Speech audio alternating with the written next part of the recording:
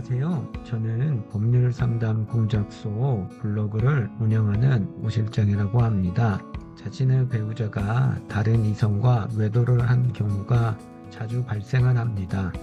그래서 많은 분들이 외도를 하고 있다는 것을 직감할 때 가장 먼저 하는 것은 바로 외도 증거를 찾는 것입니다. 외도 증거가 없으면 아무리 외도한 것이 100% 사실이라고 하더라도 법적으로 위자료를 받을 수 없고 오히려 의무증, 의처증 있는 사람으로 취급당할 수가 있습니다. 그러하기 때문에 외도 증거를 찾기 전까지는 절대 본인의 배우자나 상간자에게 본인이 외도 사실을 알고 있다는 것을 알려서는 안 됩니다. 이것은 누구나 알고 있는 것이고 대부분의 경우 외도 증거는 수단과 방법을 동원해서 다 찾으려고 합니다. 하지만 외도 증거 못지않게 중요한 것은 바로 피고의 인적사항을 파악할 단서가 반드시 있어야 합니다. 아무리 외도 증거가 많고 확보를 많이 했다 하더라도 피고의 인적사항을 파악할 단서가 없으면 소송 자체를 할 수가 없습니다.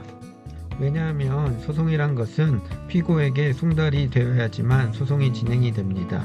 물론 주민번호가 파악된 상황에서 피고에게 송달되지 않으면 그것은 상관없지만 주민번호를 파악하지 못해 초본을 발급할 수 없는 상황에서 피고에게 송달을 하지 못하면 소송 자체가 진행이 되지 않습니다.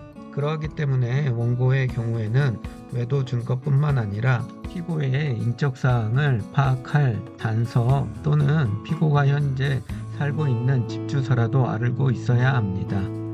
대부분의 원고들이 확보하는 것은 피고의 이름과 핸드폰 번호 정도입니다. 물론 피고의 이름을 몰라도 상관없고 전화번호만 알면 피고의 인적사항을 파악할 수가 있습니다. 만일 피고의 핸드폰 번호를 알 수 없거나 또는 피고가 다른 사람 명의의 핸드폰 번호를 사용하고 있다면 다른 파악 수단이 있어야 합니다. 예를 들어서 피고 명의의 차량 번호 또는 피고가 운영하고 있는 가게 이름 등 피고의 인적사항 파악할 단서는 반드시 존재해야 합니다. 그게 아니라고 하면 최소한 피고가 다니는 회사라도 알고 있어야 합니다. 그래서 일단 회사로 보내고 상대방이 거기서 수령을 하면 그때 법원에 요청을 해서 상대방의 초본이나 신분증을 제출해 달라고 요청을 하면 피고의 인적사항을 파악할 수가 있습니다. 인적사항 파악은 소송 진행하기 위해서도 필요하지만 소송이 종결된 이후 피고가 만일 위자료를 지급하지 않으면 강제 집행을 해야 하는데 그때도 필요합니다. 그런데 만일 이때 피고의 인적사항을 모르는 경우에는 강제 집행을 할 수 없는 최악의 상황도 발생할 수 있고 그렇게 되면 소송에서 아무리 위자료가 많이 인정됐다 하더라도 피고에게 어떤 금액도 받지 못하고 다시 소송을 해야 하는 상황도 발생을 합니다. 그러하기 때문에 소송을 하기 전에 인적사항을 파악할 단서를 확보하는 것이 가장 좋고 만일 파악을 못한 상황에서 피고가 소장을 수령했다라고 하면 소송 중에 판사님께 요청해서 피고의 인적사항을 반드시 파악해야 한다는 점 꼭 참고하시길 바랍니다.